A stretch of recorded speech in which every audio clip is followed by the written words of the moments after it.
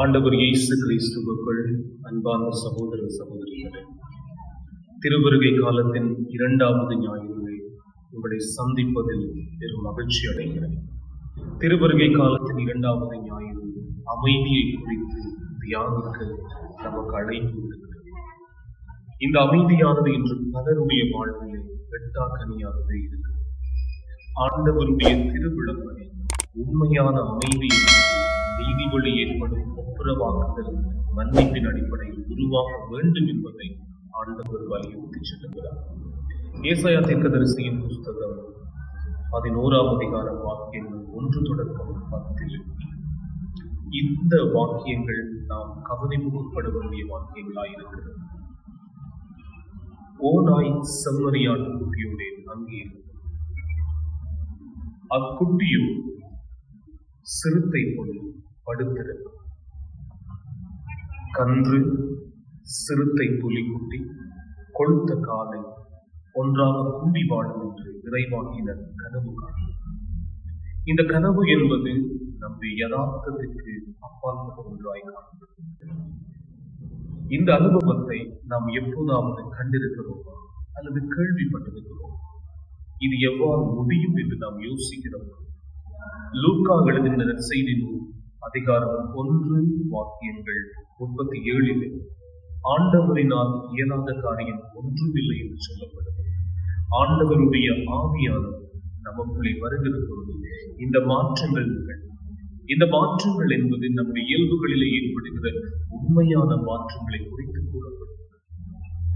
பாதிப்பை ஏற்படுத்தியவர்கள் வலுவானவர்கள் என்று கருதப்படுகிறவர்கள் பாதிக்கப்பட்ட மக்களோடு ஒன்றாய் கூடி வாழ்வது, அவர்களுடைய பாதுகாப்பை உறுதி செய்வது இதிலே கோடிட்டு காட்டப்படுகிறது.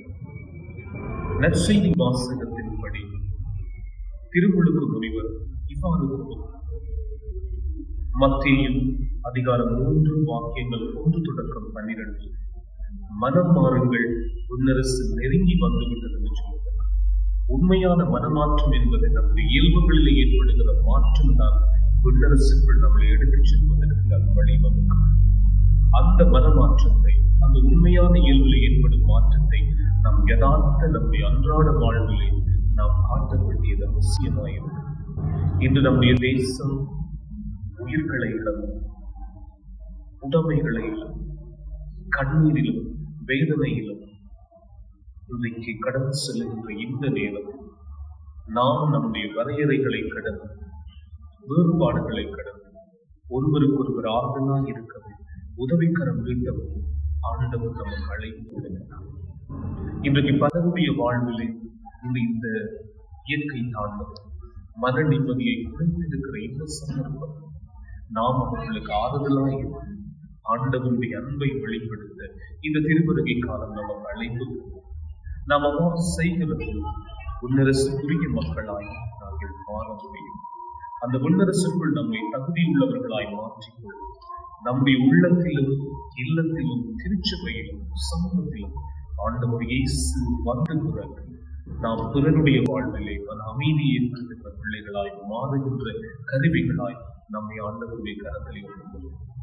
ஆண்டவருடைய இறை அமைதி உங்கள் அனைவருக்கும் எப்பொழுதும் நிறைவாய் தங்கியிருக்கலாம். ஆமென்.